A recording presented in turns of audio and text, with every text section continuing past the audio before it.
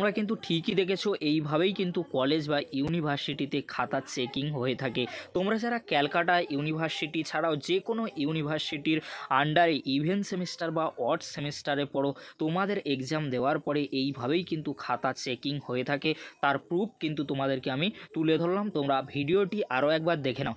এইভাবেই কিন্তু খাতা চেকিং হয়ে থাকে। এত তাড়াতাড়ি একজন টিচার যদি খাতা দেখে তাহলে তোমাদের কেন সাপ্লি আসবে না? তোমাদেরকে বলে রাখি, একজন টিচার যদি এইভাবে তাড়াহুড়ো করে খাতা দেখেন তাহলে তো সাপ্লি আসতেই পারে।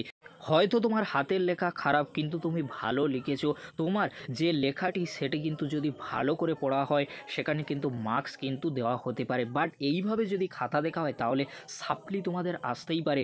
এক্সাম্পল হিসেবে তোমাদেরকে বলে রাখি, মনে করো তুমি আর তোমার বন্ধু এক্সাম হলে এক্সাম দিচ্ছিলে, তোমরা একই কোচিংয়ে পড়তে, দুজনই অনার্সের স্টুডেন্ট। তোমরা এক্সাম দিলে, এক্সামের পরে তোমাদের রেজাল্ট এলো, রেজাল্টে তোমরা কি দেখলে, একজন 30 পেয়েছো, একজন 50 পেয়েছো। সেই সাবজেক্টে একই নোটস লিখে যে টিচার তোমাদের খাতা দেখেছিলেন সেই টিচার হয়তো ভুলবশত কিন্তু নাম্বার দিতেই পারে, কিংবা ভিডিওর প্রুফ দেখালাম এইভাবে কিন্তু খাতা চেকিং করতেই পারে।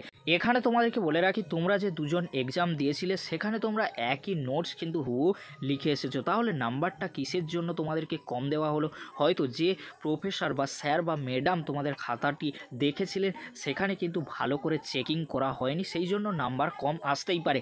এছাড়াও তোমাদেরকে বলে রাখি, তোমরা যে নোটস লিখেছিলে একই নোটস হতে পারে, বাট তোমাদের হাতের লেখা ডিফারেন্ট কিন্তু রয়েছে। হাতের লেখা হয়তো তোমার বন্ধুর ভালো, তোমার হয়তো খারাপ, বাট এতটা নাম্বারের ডিফারেন্ট কখনোই কিন্তু হয় না। এটা তোমরা কিন্তু মাথায় রাখবে। 20 নাম্বার ডিফারেন্ট কখনোই হতে পারে না, কারণ একই নোটস কিন্তু তোমরা লিখে এসেছো। হাতের লেখার জন্য হয়তো 5 নাম্বার কম হতে পারে, বাট এতটা কিন্তু ডিফারেন্ট কখনোই হয় না। যে স্যার বা ম্যাডাম খাতা চেকিং করেছিলেন সেখানে কিন্তু গাফিলতি রয়েছে। তোমাদেরকে দেখালাম কিভাবে খাতা চেকিং হয়ে থাকে। এইভাবে যদি খাতা চেকিং হয়ে থাকে অবশ্যই কিন্তু প্রত্যেকটি স্টুডেন্টের ক্ষেত্রে সাপ্লি বা কম নাম্বার আসার কিন্তু সম্ভাবনা রয়েছে। তোমরা সকলেই জানো, একটি স্টুডেন্ট রিভিউ বা এফএসআই বা আরটিআই বা রিভিউ যখন করে তখন তার নাম্বার ছিল 30, তার পরবর্তীতে রিভিউ বা আরটিআইয়ের রেজাল্ট আসার পরে দেখলো কত নাম্বার 50। তাহলে তোমরা বুঝতেই পারছো এইভাবেই কিন্তু প্রত্যেকটি কলেজ বা ইউনিভার্সিটিতে খাতা চেকিং হয়ে থাকে। বিশেষ করে ইভেন্ট সেমিস্টারের ক্ষেত্রে, অড সেমিস্টারেও হয়ে থাকে।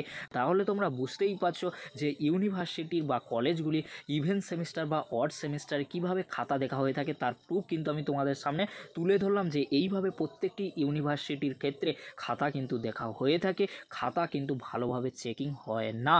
আর তোমাদেরকে বলে রাখি, বিশেষ করে ইভেন্ট সেমিস্টারে যেমন 6 সেমিস্টার, 4 সেমিস্টার আর সেকেন্ড সেমিস্টারে খাতা খুব তাড়াতাড়ি কিন্তু খাতা দেখা হয়। এর ফলে খাতা চেকিংয়ে কিন্তু অনেক সময় ভুল হয়ে থাকে। তোমাদের যদি এক্সপেক্ট অনুযায়ী নাম্বার না আসে তাহলে তোমরা অবশ্যই রিভিউ, এফএসআই বা আরটিআই তোমরা করবে, সেখানে দেখবে তোমাদের নাম্বার বাড়ছে।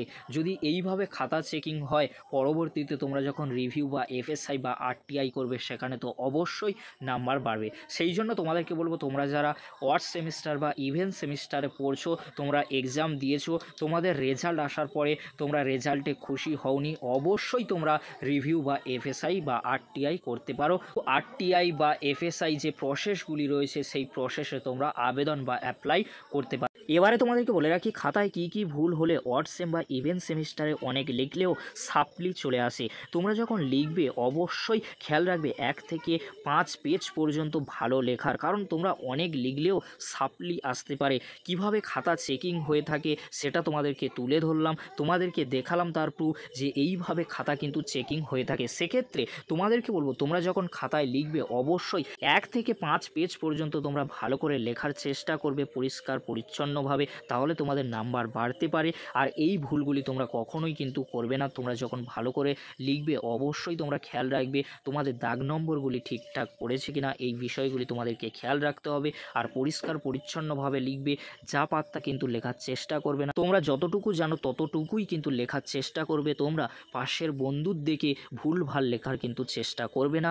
1 থেকে 5 পেজ পর্যন্ত ভালো করে লেখার চেষ্টা করবে। তোমাদের যে কোশ্চেনের অ্যান্সার ভালো মুখস্থ রয়েছে তোমরা সেই কোশ্চেনের অ্যান্সারটি প্রথমের দিকেই লেখার চেষ্টা করবে, তাহলে তোমাদের নাম্বার পাওয়ার সম্ভাবনা কিন্তু অনেকটাই বেড়ে যাবে। তাই তোমাদেরকে বলবো, তোমরা যখন খাতায় লিখবে অবশ্যই পরিষ্কার পরিচ্ছন্নভাবে 1 থেকে 5 পেজ পর্যন্ত লিখবে। তোমাদের যে কোশ্চেনের অ্যান্সার ভালো করে মুখস্থ রয়েছে সেই কোশ্চেনের অ্যান্সারটি প্রথমের দিকে লেখার চেষ্টা করবে, তাহলে তোমাদের সাপ্লি কিংবা তোমরা যে কম নাম্বার পাও সেটা আর কখনোই আসবে না। এই ছিল গুরুত্বপূর্ণ আপডেটটি যদি হেল্পফুল হয়ে থাকে অবশ্যই ফ্রেন্ডদের কাছে বেশি বেশি করে শেয়ার করে দিও। আজকের এতটুকু, পরবর্তীতে তোমাদের জন্য খুব তাড়াতাড়ি পরবর্তী আপডেট নিয়ে ফিরছি। ভিডিওটি দেখার জন্য তোমাদেরকে অসংখ্য ধন্যবাদ।